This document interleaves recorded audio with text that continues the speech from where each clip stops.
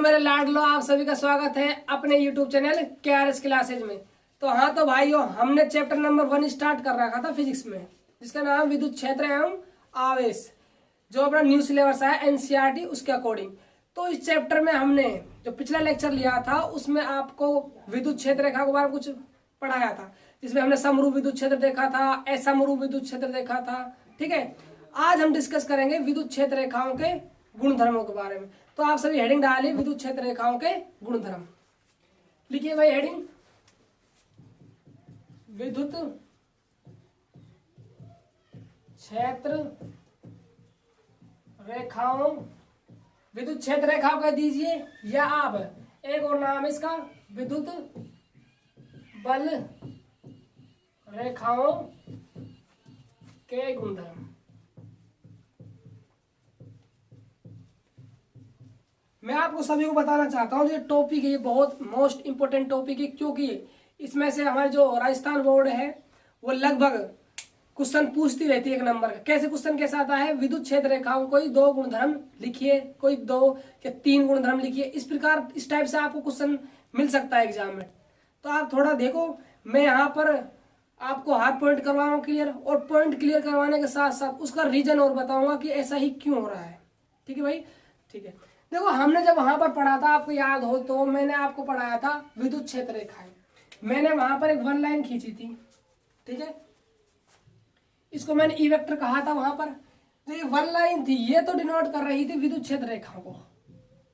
याद दिला देता हूं आपको फिर से, विद्युत क्षेत्र रेखा को। ठीक है, यदि मैंने इसे समांतर या असमांतर प्रतिच्छेद नहीं करनी चाहिए ना, अभी बताऊंगा प्रतिच्छेद क्यों नहीं करती, रीजन बताऊंगा। इसमें ही है ना ये टॉपिक चल रहा है अपना। मान लीजिए आपने इसके समांतर एक और विद्युत क्षेत्र रेखा खींच दी, ठीक है, ई वेक्टर में। ठीक है, तो जो ये आपका ये कंप्लीट एक समूह बन गया, क्या बन गया, एक निकाय बन गया। तो ये निकाय कहलाएगा आपका विद्युत क्षेत्र। क्या कहलाता है, विद्युत क्षेत्र। यानी कि जब वहां पर सिंगल लाइन थी तो वो तो विद्युत क्षेत्र रेखा थी आपकी। जब आपने उसके आसपास या कैसे भी प्रकार से प्रतिच्छेद नहीं करनी चाहिए, बार बार बोल रहा हूं आपसे इस बात को, तो वो विद्युत क्षेत्र बन जाता है। ठीक है, अब वहां पर तो सिंगल लाइन विद्युत क्षेत्र रेखा बता रही थी। अब इस टॉपिक में हम पहले तो पढ़ेंगे विद्युत क्षेत्र रेखा की परिभाषा, कि भाई विद्युत क्षेत्र रेखा क्या होती है। उसके बाद 1 बाय 1 हम देखेंगे विद्युत क्षेत्र रेखाओं के गुणधर्म। तो आप ध्यान दीजिएगा, ध्यान समझिएगा भाई, है ना। देखो भाई, समझो, है ना। मान लीजिए मैंने आपके सामने एक आवेश रखा, क्यों, ठीक है साहब, रख दिया आवेश, अच्छी बात है। आवेश का काम क्या होता है, ये भाई कौन सा आवेश, स्थिर अवस्था में आवेश है। चैप्टर हम कौन सा पढ़ रहे हैं, विद्युत क्षेत्र वाला, और जो किस में आता है, स्थिर वैद्युत की में आता है, स्थिर आवेश है। हम सभी जानते हैं जो स्थिर आवेश होता है वो अपने चारों ओर केवल विद्युत क्षेत्र का निर्माण करता है। तो साहब इसने विद्युत क्षेत्र का निर्माण कर दिया बाबू, क्या कर दिया, विद्युत क्षेत्र का निर्माण कर दिया। ठीक है साहब, अच्छी बात कर दिया, तो ठीक है, यहाँ तक भी आपको कोई प्रॉब्लम नहीं है। कब करता है विद्युत क्षेत्र का निर्माण, जब आप क्या लाते हो, यहाँ पर एक परीक्षण आवेश लाते हो। याद लाड लो, जब मैंने आपको विद्युत क्षेत्र की परिभाषा बताई थी वहां करवाया हुआ है। ठीक है, जब एकांक परीक्षण आवेश पर लगने वाला बल विद्युत क्षेत्र की तीव्रता कहलाती है। ठीक है, याद है डोर वाली कहानी, वहीं से है ना। अब समझो ध्यान से, मान लीजिए मैं परीक्षण आवेश को यहाँ पर ले आया, ठीक है, जो स्थिर आवेश रखा हुआ है, क्यों, ये नेगेटिव भी हो सकता है और पॉजिटिव भी हो सकता है। भाई स्थिर आवेश हमने पढ़े, आवेश 2 प्रकृति के होते हैं आवेश, एक ऋणात्मक प्रकृति होती है, एक धनात्मक प्रकृति की होती है। जो परीक्षण आवेश होता है वो हमेशा क्या होता है, पॉजिटिव लिया जाता है, धनात्मक लिया जाता है ना। तो यदि ये पॉजिटिव है तो ये क्या करने वाला है, इस पर प्रतिकर्षण बल लगाएगा। क्या लगाएगा भाई, प्रतिकर्षण बल लगाएगा। तो प्रतिकर्षण बल इस डायरेक्शन में लग रहा है भाई, इसमें तो लग रहा है डायरेक्शन प्रतिकर्षण बल। याद करो, बल की दिशा और विद्युत क्षेत्र की दिशा एक ही दिशा में होती है, पढ़ाया था ना विद्युत क्षेत्र में तीव्रता में। तो ये ई वेक्टर की दिशा हो गई आपकी, ठीक साहब, ई वेक्टर की हो गई। यदि नेगेटिव होता तो इधर हो जाती ई वेक्टर की दिशा, जब कौन सा बल लगता, आकर्षण बल लगता। लेकिन ये आवेश पॉजिटिव है, ये भी पॉजिटिव था, फोर्स इस साइड लगा, विद्युत क्षेत्र डायरेक्शन इस साइड हुई। बात क्लियर है।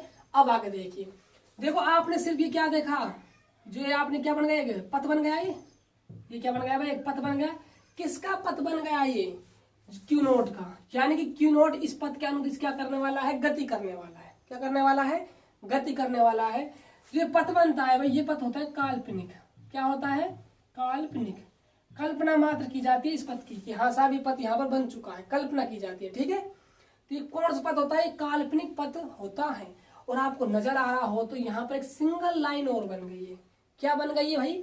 सिंगल लाइन और बन गई है। और याद कर, दिमाग लगा जरा, जो सिंगल लाइन होती है वो दर्शाती है विद्युत क्षेत्र रेखा को। बात क्लियर हुई? विद्युत क्षेत्र रेखा को दर्शाते सिंगल लाइन। अब सोच जरा, अब मैं पहुंचना चाहता हूं विद्युत क्षेत्र रेखा की परिभाषा पे। दिमाग लगाना जरा, देखो ये क्या है? कंप्लीट एक विद्युत क्षेत्र है।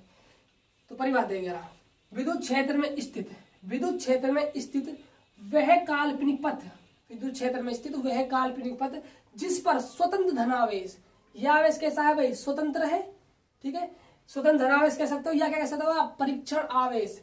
गति करना, गति करने का क्या करे? प्रयास करे। भाई प्रयासित कर रहा है यहाँ पर, गति करने का प्रयास करे। ये पद क्या कहलाएगा आपका? विद्युत क्षेत्र रेखा को दर्शाएगा।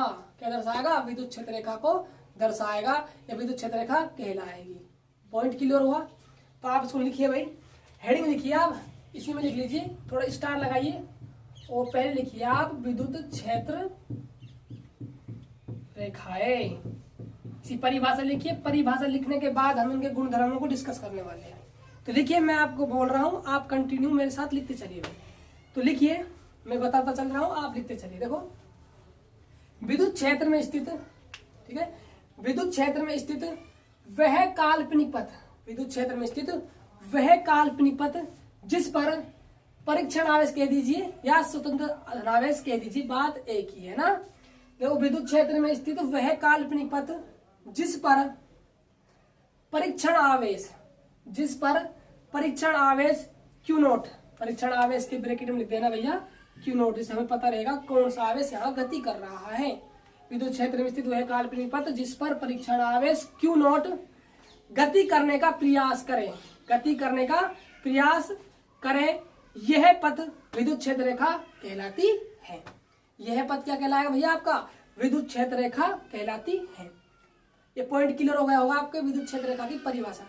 एग्जाम में आ जाएगी विद्युत क्षेत्र रेखा किसे कहते हैं, तो किसे कहते हैं ये परिभाषा लिखनी है भैया, है ना। इस प्रकार का क्वेश्चन बन सकता है इस पे। ठीक है, अब हेडिंग डालिए आप, हेडिंग डाली हुई है। अब पॉइंट समझिए आप विद्युत क्षेत्र रेखाओं के गुणधर्मों के बारे में। देखो, कुछ गुणधर्म तो मैं यहाँ से निकालने वाला हूँ, ध्यान दीजिएगा आप।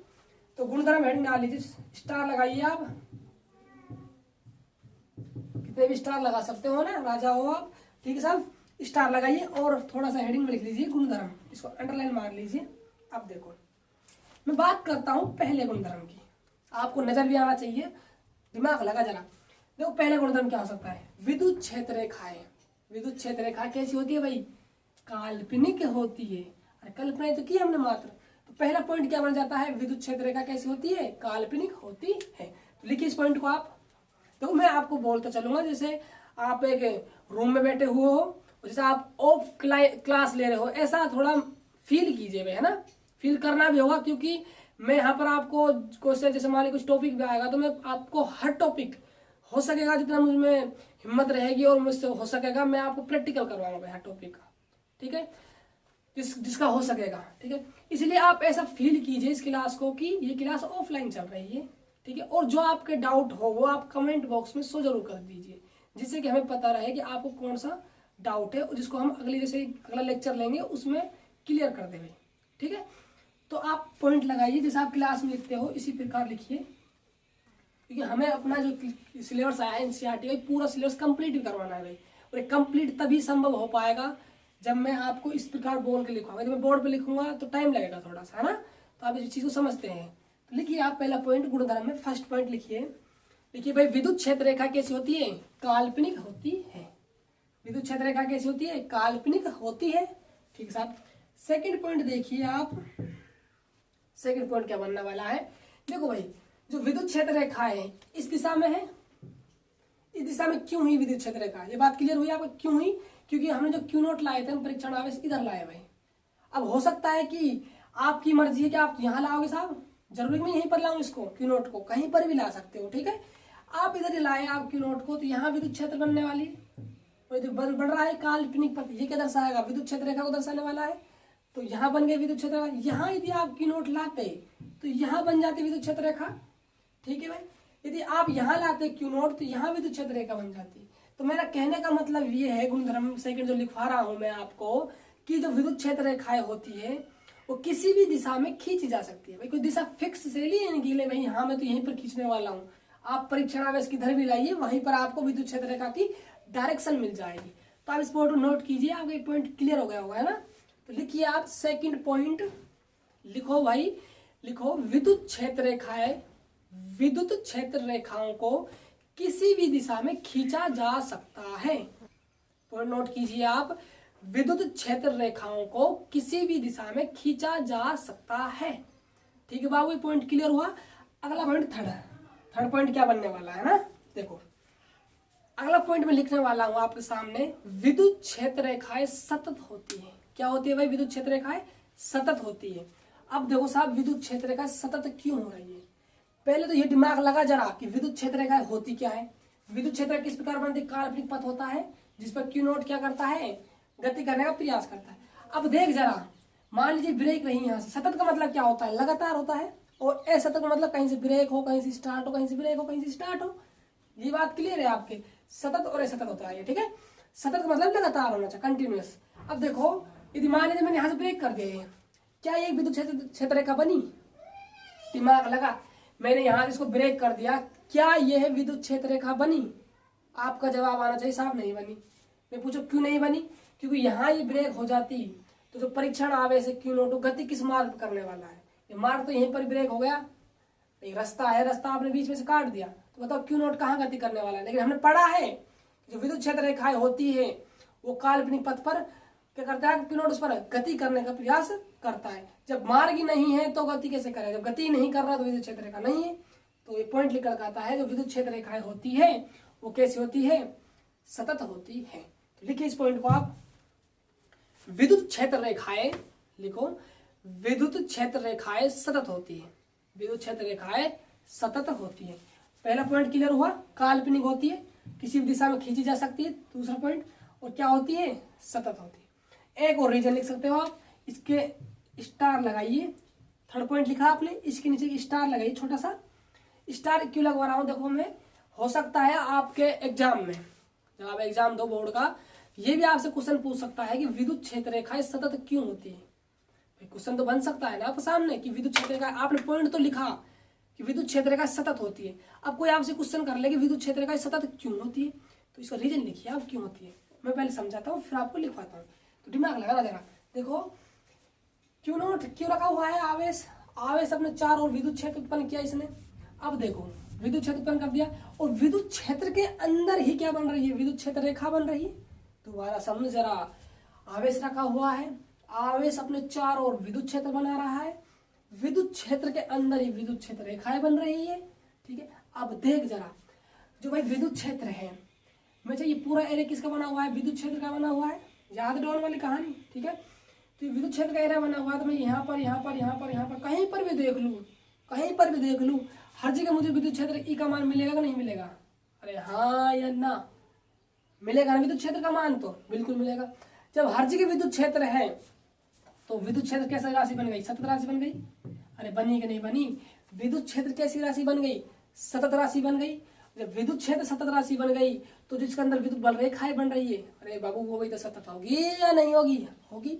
तो ये क्या है इसका रीजन? रीजन कैसे लिखेंगे हम? देखो, रीजन कैसे लिखने वाले? विद्युत क्षेत्र एक भौतिक राशि है जो कैसी होती है? सतत होती है, इसीलिए विद्युत क्षेत्र रेखाएं क्या होती है? सतत होती है। देखिए, और विद्युत क्षेत्र असतत होना संभव नहीं है, क्योंकि सतत हो गया तो विद्युत क्षेत्र कहाँ है फिर? पढ़ा क्या है विद्युत क्षेत्र में कि हर जगह मान क्या होना चाहिए? विद्युत क्षेत्र समरूप है तो हर जगह समान होना चाहिए। यदि असमरूप है तो कहीं पर ज्यादा कहीं पर कम। जहां पर विद्युत क्षेत्र रेखा बनेगी वहां तो सतत बनने वाला है ना, ठीक है। तो लिखिए भाई इस पॉइंट को, लिखो विद्युत क्षेत्र एक सतत भौतिक राशि है। लिखिए, विद्युत क्षेत्र एक सतत भौतिक राशि है, इसीलिए विद्युत क्षेत्र रेखाएं भी सतत होती है। विद्युत क्षेत्र एक सतत भौतिक राशि है, इसीलिए विद्युत क्षेत्र रेखाएं भी सतत होती है। विद्युत क्षेत्र असतत संभव नहीं है, असतत संभव नहीं है, सतत होगा भाई हमेशा, ठीक है। ये पॉइंट क्लियर हो गया। यदि आपके एग्जाम में इस टाइप का क्वेश्चन आ जाए 1 नंबर का तो आप उसको चेक कर सकते हो यहाँ पर, ठीक है। अगला पॉइंट देखिए, 3 पॉइंट, चौथा पॉइंट क्या है, ध्यान समझना, ठीक है। ठीक है, मैं इसको रब कर देता हूँ, है ना। इसका जो काम था डायग्राम को वो यहाँ कंप्लीट हो चुका है। अगला पॉइंट देखिए भाई, हम चल रहे हैं ना, चौथा पॉइंट है, ठीक है। मैं यहाँ पर लिख देता हूँ चौथा पॉइंट आपके सामने,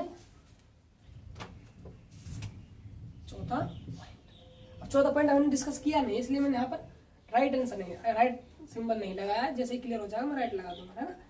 करते चल रहे हैं, राइट लगा के चल रहे हैं, है ना। मैं लिखवाता चल रहा हूँ भाई, है ना, क्योंकि अभी मैं करवाऊंगा, आपको बहुत टाइम लग जाना है, आप इस क्लास को ऑफलाइन समझिए, ठीक है। अब देखिए अगला पॉइंट जबरदस्त पॉइंट है और एग्जाम दृष्टि से इंपॉर्टेंट है भाई, इंपॉर्टेंट लगा लेना इस पॉइंट पर। इस पर क्वेश्चन बनेंगे ही बनेंगे, क्वेश्चन तो बनेंगे, साथ में जो आपके अगर जो काम डेरिवेशन है और कुछ थ्योरेटिकल पार्ट है उसमें काम आने वाली चीजें भाई, है ना। यदि ये पॉइंट आपको क्लियर नहीं होता है तो हो सकता है आपके एक आध टॉपिक भी क्लियर ना हो, इसीलिए आप इस टॉपिक को गंभीरता से लीजिए। अब देखो आप देखो, एक तो होता है अपना प्लस क्यू आवेश और एक क्या होता है अपना माइनस क्यू आवेश।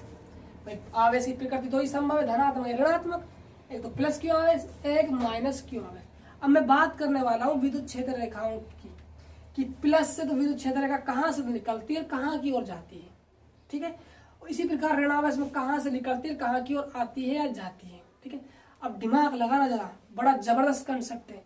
मैं इसको यहाँ पर इस प्रकार भी लिखवा सकता हूँ कि जो विद्युत क्षेत्र रेखाएं होती है धनावेश से निकलती है और अनंत की ओर जाती है। और ऋणावेश के लिए क्या लिखा सकता हूँ कि ऋणावेश के लिए विद्युत क्षेत्र रेखाएं अनंत से आती है और ऋणावेश में प्रवेश करती है।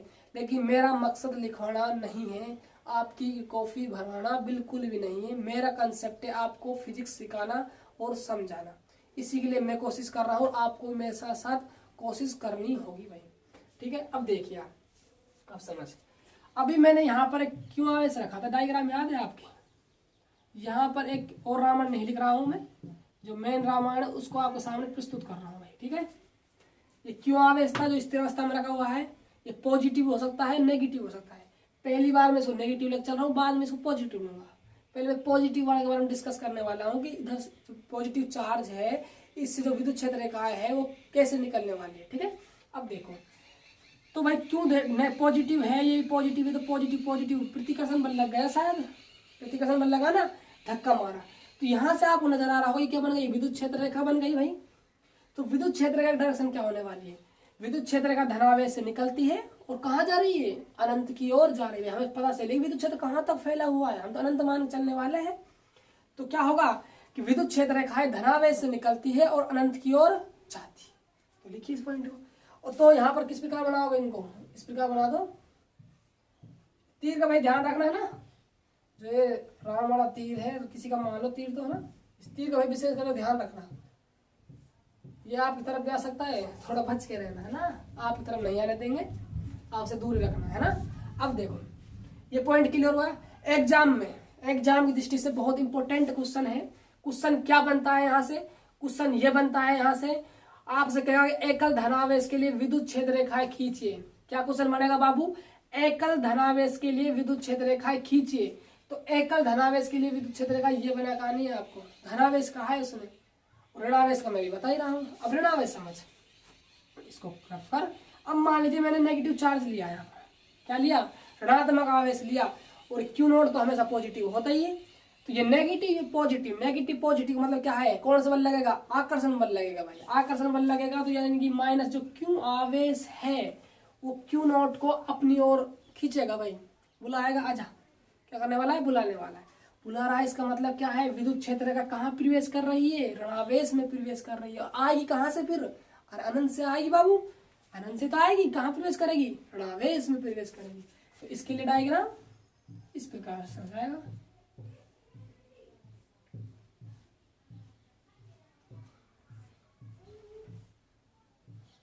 बात क्लियर हुई। तो भाई धनावेश के लिए विद्युत क्षेत्र रेखाएं क्या होती है, धनावेश से निकलती है, अनंत की ओर जाती है।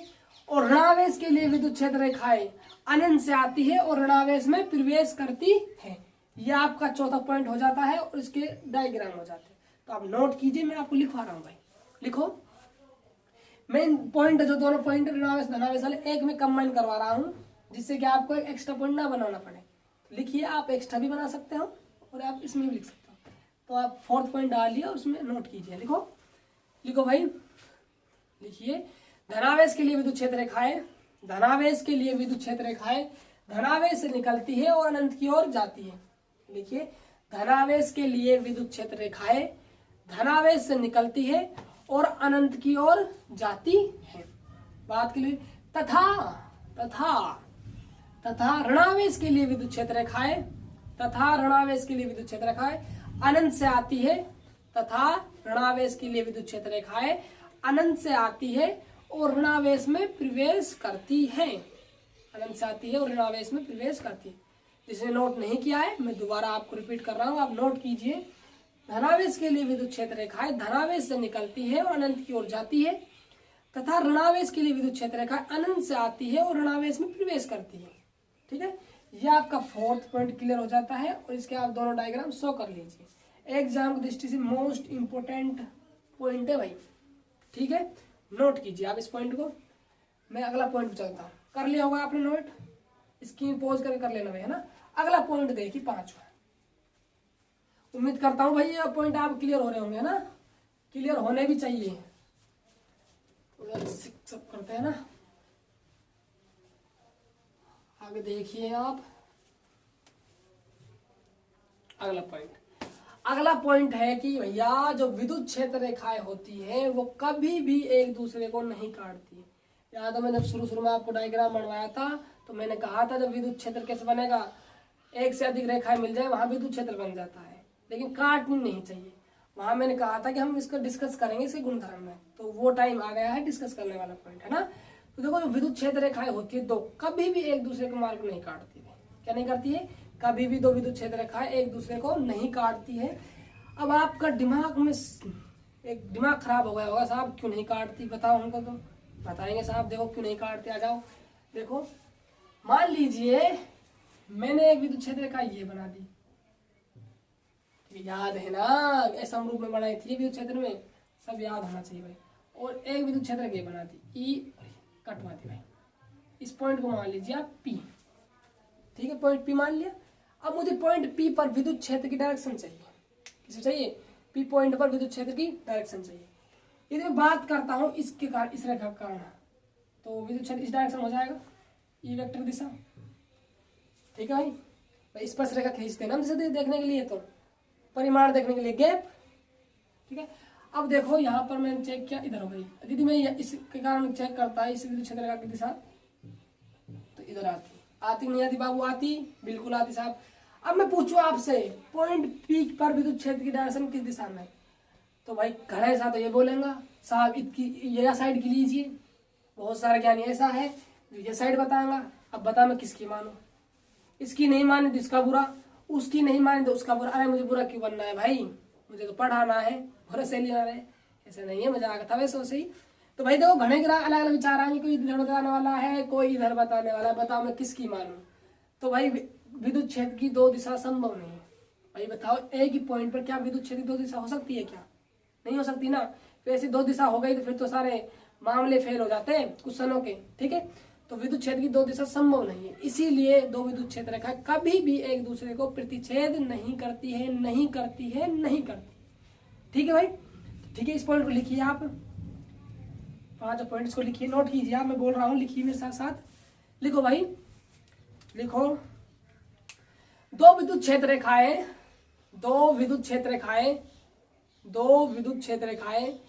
कभी भी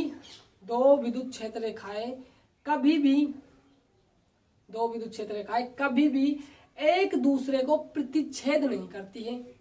दो विद्युत क्षेत्र रेखाएं कभी भी एक दूसरे को प्रतिच्छेद नहीं करती है। प्रतिच्छेद जिसका समझ नहीं आ रहा हो नहीं काटती है, इसे लिख सकता है, कोई प्रॉब्लम नहीं है। देखो दो विद्युत क्षेत्र रेखाएं कभी भी एक दूसरे को नहीं काटती है, क्योंकि कटान बिंदु पर, जो कट रहा है कटान बिंदु तो होगा, क्योंकि कटान बिंदु पर विद्युत क्षेत्र की दो दिशाएं हो जाएगी। क्योंकि कटान बिंदु पर विद्युत क्षेत्र की दो दिशाएं हो जाएगी, जो कि संभव नहीं है। लिखना है जो कि संभव नहीं है। मैं दोबारा रिवाइज करवा रहा हूँ, दोबारा रिपीट कर रहा हूँ, जिसने नहीं लिखा वो लिखिए भाई, है ना, लिखिए। देखो मैं बोल रहा हूँ, दो विद्युत क्षेत्र रेखाएं कभी भी एक दूसरे को प्रतिच्छेद नहीं करती है, क्योंकि कटान बिंदु पर विद्युत क्षेत्र की दो दिशाएं हो जाएगी, जो कि संभव नहीं है। ठीक है, तो आपको 5 पॉइंट भाई क्लियर हुआ। ठीक है, अगला पॉइंट देखिए 6 पॉइंट।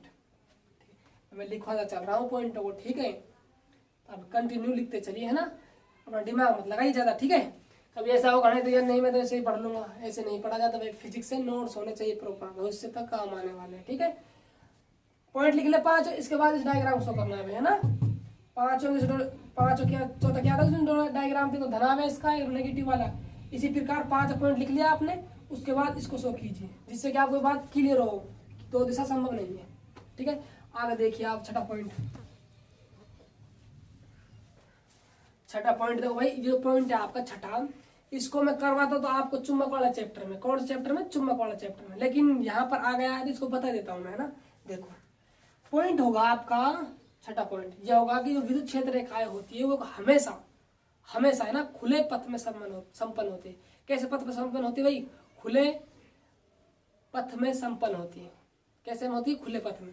अब साहब आप क्या होगा, बंद में क्यों ना हो रही? सही बात है ना भाई, ये तो आपका क्वेश्चन पूछने का अधिकार है ना कि आप, मैंने तो कह दिया आपसे भाई खुले पथ में संपन्न होती है। अब आप मुझसे पूछने लग गए कि बंद में क्यों नहीं होती साहब, बताइए। तो साहब बिल्कुल बताएंगे, देखो यहाँ क्यों नहीं होती। देखो भाई, मैं इस चैप्टर को थोड़ा, इस पॉइंट को मैं चुंबक वाले चैप्टर में लेके जा रहा हूँ ना। आप सोचना जरा, है ना, फील करना है। आप सभी चुंबक तो देखा होगा, चुंबक देखा। चुंबक में 2 ध्रुव होते हैं भाई, एक ऐसा होता है, एक एन होता है, साउथ नॉर्थ पोल कहते हैं इनको। ठीक है, अब देखो जो चुंबक होता है, डीपली पढ़ाऊंगा चुंबक को, टेंशन ना लो। चुंबक वाला चैप्टर में फिलहाल जितना हमारा काम की चीज है उसको समझ लो। चुंबक होता है, चुंबक में 2 ध्रुव होते हैं, एक तो ऐसा होता है, एन होता है। यदि आपने चुंबक को काट दिया, यहाँ से चुंबक को काटा और गायब कर दिया, तो ऐसा नहीं होता इसमें कि सिर्फ यहाँ पर एस ध्रुव रह जाए आपका, ऑटोमेटिक क्या होता है, एन बन जाता है। यदि आपने एस काट दिया तो यहाँ पर एस बन जाता है। ठीक है, वो कंडीशन है कि आपने कौन सा सिरा काटा है, लेकिन दोनों सिरे क्या होते हैं इसमें मिलते हैं भाई, है ना। ऐसा नहीं है कि एक गायब रहता है। अब देखो, अब विद्युत क्षेत्र रेखा इसमें करता हूँ मैं चुंबक क्षेत्र रेखाओं की। हम जब चुंबक वाला चैप्टर पढ़ेंगे तो उसमें चुंबक के क्षेत्र रेखाओं की बात करेंगे। किसकी बात करने वाले भाई? चुंबक के क्षेत्र रेखाओं की बात करेंगे। तो मैं वहां पर आपसे डिस्कस करूंगा कि जो विद्युत चुंबक के क्षेत्र रेखाएं होती है वो चुंबक के अंदर तो किस प्रकार निकलती है और बाहर किस प्रकार निकलती है। ठीक है, तो देखो चुंबक के अंदर चुंबक के क्षेत्र रेखाएं 2 तरीके से निकलने वाली है। एक तरीके से, 2 तरीके से निकलने वाली। पहला तरीका तो होगा चुंबक के अंदर से निकलेगी, दूसरा तरीका होता है बाहर से निकलना। ठीक है, अब मैं बात करता हूँ कि अंदर से कैसे, किससे किधर निकलने वाली है। एन से एन की ओर, एन से एस की ओर निकलेगी या एस से एन की ओर निकलेगी। फिर मैं बात करता हूँ बाहर की, बाहर एन से एस की ओर निकलेगी या एस से एन की ओर निकलेगी। ठीक है, तो याद रखना हमेशा जो चुंबक के अंदर चुंबक के क्षेत्र रेखाएं होती है वो हमेशा एस से एन की ओर निकलती है। अंदर की बात कर रहा हूँ मैं, है ना, ये बात अंदर की है ना, अपनी बात अंदर वाली है और इसमें भी अंदर वाली बात है। ठीक है, तो क्या कैसे निकलती है भाई? एस से एन की ओर। कहाँ पर? चुंबक के अंदर। याद जिसके नार है वो एक थोड़ा सा कहानी से याद रखना कि सत्य बोलो किसी प्राप्त होने वाली है, नारायण की प्राप्ति होने वाली है। तो एस से एन की ओर ऐसे याद रख सकते हो। ठीक है, तो बाहर कैसे निकलने वाले भाई? एन से एस की ओर। ठीक है भाई, इसी प्रकार और बात की जाए ये लो साहब इस प्रकार निकलेगी। और बात कर दी साहब आपने, इस प्रकार निकलने वाली है। और बात कर दी साहब आपने, इस प्रकार निकलने वाली है। तो कहने का मतलब क्या है? तो जो चुंबक के क्षेत्र रेखाएं है वो चुंबक के अंदर एस से एन की ओर निकलती है और बाहर की बात की जाए तो एन से एस की ओर निकलती है। तो दिमाग लगा जरा, यहाँ पर क्या बन गया? एक बंद लूप बन गया। अरे क्या बना बाबू? बंद लूप बन गया। कैसे बन गया? बंद लूप बन गया। तो वहां पर मैं जब विद्युत चुंबक के क्षेत्र रेखा आपको पढ़ाऊंगा तो वहां पर पॉइंट लिखवाऊंगा कि जो चुंबक के क्षेत्र रेखाएं होती है वो हमेशा बंद लूप में संपन्न होती है या बंद पथ में संपन्न होती है। अब मैं बात करता हूँ विद्युत क्षेत्र रेखाओं की। सोचो भाई जरा, अब देख जरा भाई, क्यों आवेश भी अकेला रह सकता है, क्यों आवेश भी अकेला रह सकता है और माइनस क्यों आवेश भी अकेला रह सकता है। यदि प्लस क्यों आवेश लिया आपने तो इसके कारण जो विद्युत क्षेत्र रेखाएं होती है वो प्लस से निकलती है और बाहर की ओर जाती है। अभी करवाया था पॉइंट मैंने आपको, याद होगा आपके। और माइनस की बात की जाए तो अंदर की ओर आती है अनंत से। ठीक है, ये बात क्लियर है। देखो यहाँ पर अब जो विद्युत क्षेत्र रेखा है वो जो खुले पथ संपन्न हो रही है, इस डायग्राम में भी और इस डायग्राम में खुले पथ में संपन्न हो रही है, बंद लूप नहीं बना रही। क्यों नहीं बना रही है? क्योंकि जो अपना एकल आवेश है वो प्रकृति में कैसा है? संभव है, संभव है। अब घने सारे बच्चे ऐसे होंगे जो ज्यादा दिमाग लगा रहे होंगे, दिमाग कैसे लगा रहे होंगे मैं उसको दिमाग में क्लियर कर देता हूँ, उनका डाउट भी। वो सोच रहे होंगे साहब आप प्लस क्यों आवेश लीजिए यहाँ पर, ठीक साहब ले लिया मैंने, अच्छी बात लेना चाहिए। और इसके पास में आप ऐसा कीजिए माइनस क्यों आवेश रखिए, हम कह रहे हैं आपसे, आपने कहा मुझसे कि आप ऐसा कीजिए और जब बताइए साहब कि खुले पथ में संपन्न होती है या नहीं होती। मैंने कहा चलो ठीक साहब बताते हैं आपको, चलो आ जाओ। देखो आपने फंडा सीख रखा है, आपने कौन सा पॉइंट सीखा था, ये शायद चौथा पॉइंट था है ना, कि जो प्लस के कारण तो प्लस से निकलती है और अनंत की ओर जाती है, और माइनस में क्या होता है अनंत से अंदर की ओर आती है। ठीक है, मैंने आपसे बात की, ठीक है साहब आपने मान लिया, बात सही है। अब देखो आगे, तो इससे निकलेगी तो ये यहीं पे जाने वाली है, ठीक है भाई, इससे निकाली तो कहाँ जाएगी, अनंत की ओर जाएगी। लेकिन ऋणावेश का काम क्या है बाबू, ऋणावेश का काम है अनंत से अपनी ओर अट्रैक्शन करना, आकर्षित करना। जैसे ये गई कि देख इसका भी परिमाण समान है, परिमाण समान है इसका भी, और इसका भी क्या है परिमाण समान है। यदि परिमाण समान नहीं होता तो दिक्कत हो जाती, उसको मैं क्वेश्चन करवाऊंगा जब आपको बताऊंगा। ठीक है, अब देखिए आप आगे क्या होता है, परिमाण समान है दोनों आवेशों का। जैसे ही प्लस की आवेश विद्युत क्षेत्र का अनंत की ओर निकली तो क्या करेगा ऋणावेश, पता लगा ऋणावेश को, हाँ साहब एक अनंत की ओर जा रही है, अनंत से मुझे तो खींचना होता है, इसने यहीं से जैसे ही गई इसने ऑटोमेटिक अपनी ओर खींच लिया। भाई खींचना भी चाहिए क्योंकि ऋणावेश का काम है। और निकाल, ये देख ये भी खींच लेगा, और निकाल ये खींच लेगा, ये खींच लेगा। ठीक है, अब घने सारे सोच रहे होंगे साहब देखो बंद लूप बन गया, क्या बन गया, बंद लूप बन गया। लेकिन दिमाग लगा जरा, बंद लूप तो तब बनता है, देख यहाँ पर मैं दोबारा यहाँ चुंबक को आपके सामने प्रस्तुत करता हूँ। मान लीजिए मुझे निकालना है तो एन से एस की ओर बाहर की ओर जाती है। ठीक, अब देख बंद लूप तो तब बनता है जब ये एस सर्किट टाइप में घूम जाता है वृत्ताकार, देख घूम रहा है, तीर यहाँ पर है उसके बाद यहाँ पर है। लेकिन इसमें देख जरा, इसमें इसकी बात कर रहा हूँ मैं, यहीं पर है, और देख कोई भी चिन्ह इस प्रकार टाइप से नहीं है। यदि कोई भी चिन्ह इस टाइप से होता है यहाँ पर तो क्या बनाती है, बंद लूप बनाती है। लेकिन अब ऐसा टाइप से नहीं है तो इसका मतलब क्या है, यहाँ पर खुले पथ में संपन्न हो रही है, खुले पथ में संपन्न, खुले लूप कह दीजिए चाहे बंद पथ के, खुले पथ कह दो, चलो पथ कह दो भाई ना, खुले पथ में संपन्न होती है। तो नोट कीजिए आप, छोटा पॉइंट आपके क्लियर हो गया होगा। लिखिए इस पॉइंट को, रीजन क्या है इसका, क्योंकि जो एकल आवेश है प्रकृति में कैसा है, संभव है भाई, है ना। तो लिखिए इस बात को, लिखो विद्युत क्षेत्र रेखाएं, विद्युत क्षेत्र रेखाएं, विद्युत क्षेत्र रेखाएं खुले पथ में संपन्न होती है, विद्युत क्षेत्र रेखाएं खुले पथ में संपन्न होती हैं। थोड़ा स्टार लगाइए जरा इसके नीचे, स्टार में क्या लिखना है, रीजन क्या लिखना है इसका। मान लीजिए आपको सामने क्वेश्चन आ जाए कि विद्युत क्षेत्र रेखा खुले पथ में ही संपन्न क्यों होती है, ठीक है, तो उस पॉइंट को डिस्कस करने वाला हूँ। क्यों होती है, क्योंकि जो अपना एकल आवेश है नेगेटिव हो या जब पॉजिटिव हो, प्रकृति में क्या है, संभव है। तो देखिए इस बात को, क्योंकि एकल आवेश प्रकृति में संभव है, ठीक है, एकल आवेश प्रकृति में संभव है। तो आपका छठा पॉइंट क्लियर हो गया होगा। अगला पॉइंट डालिए आप, सातवां पॉइंट, गुणधर्म चल रहे हैं ना भाई, सातवां पॉइंट डालिए, इसको देखिए।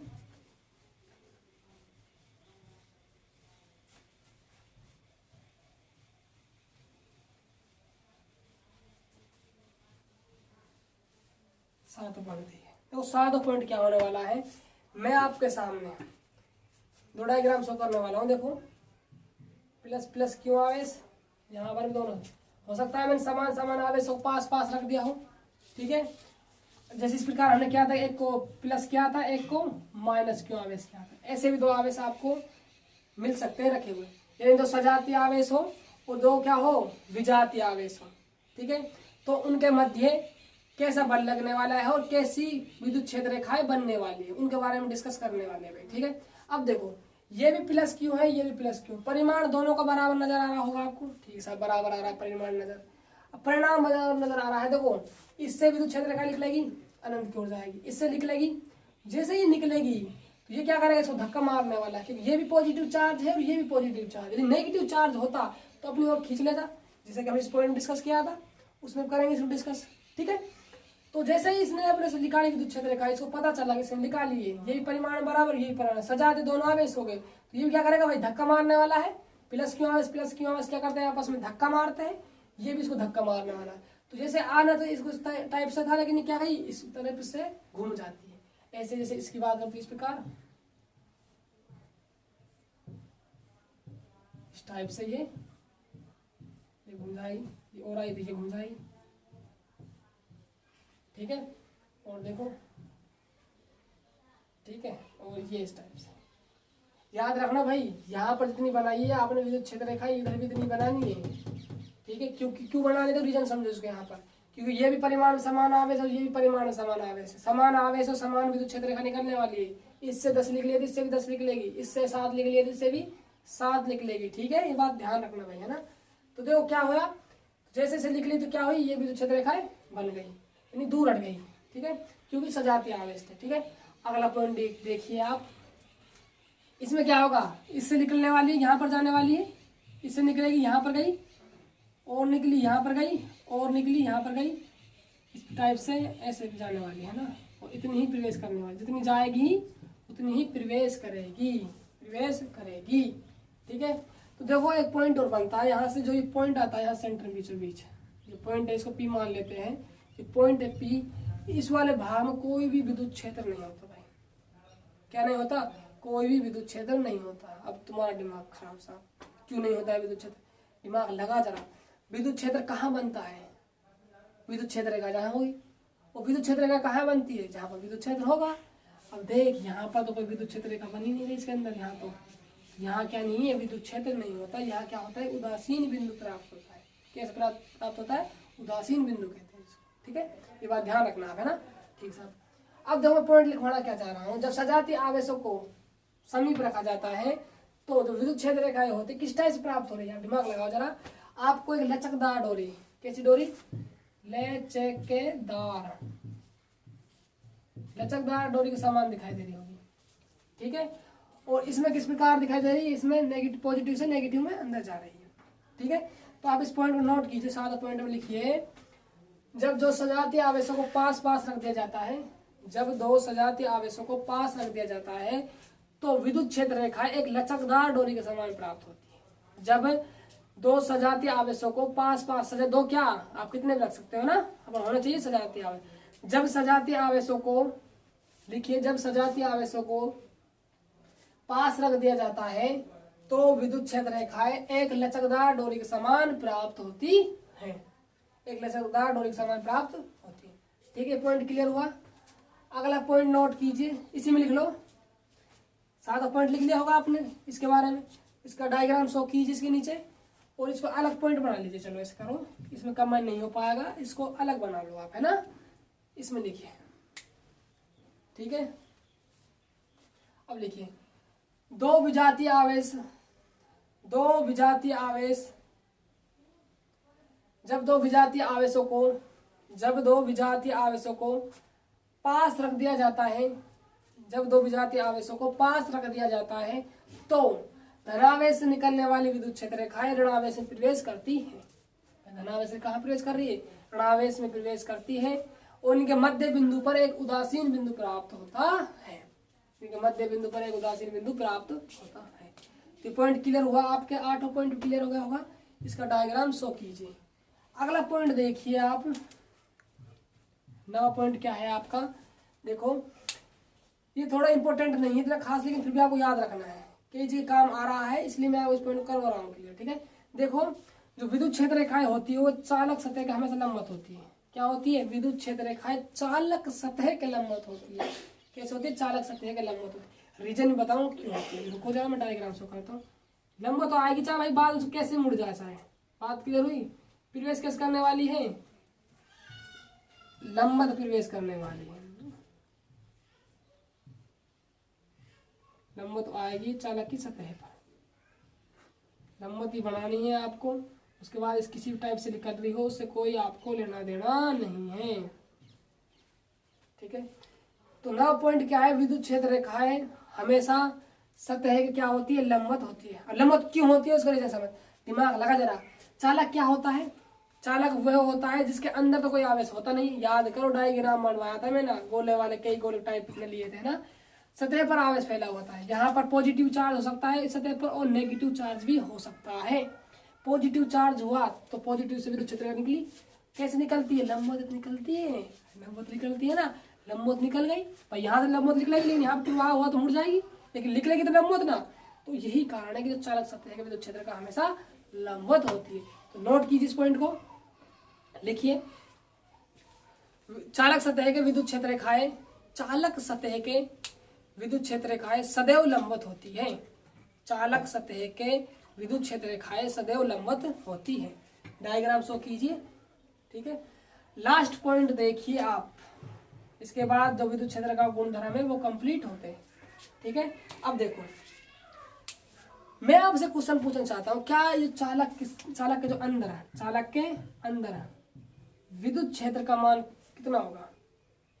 पहला क्वेश्चन ये है। दूसरा क्वेश्चन क्या है कि चालक के अंदर विद्युत क्षेत्र रेखा कितनी निकलेगी? अब लगा दिमाग, बताओ भाई बताओ, चालक के अंदर विद्युत क्षेत्र रेखा कितनी निकलेगी और विद्युत क्षेत्र का मान कितना होने वाला है? तो आपका जवाब बहुत सारे दे रहे होंगे, 10 20, बहुत सारे ऐसे भी होंगे जो 0 बता रहे होंगे।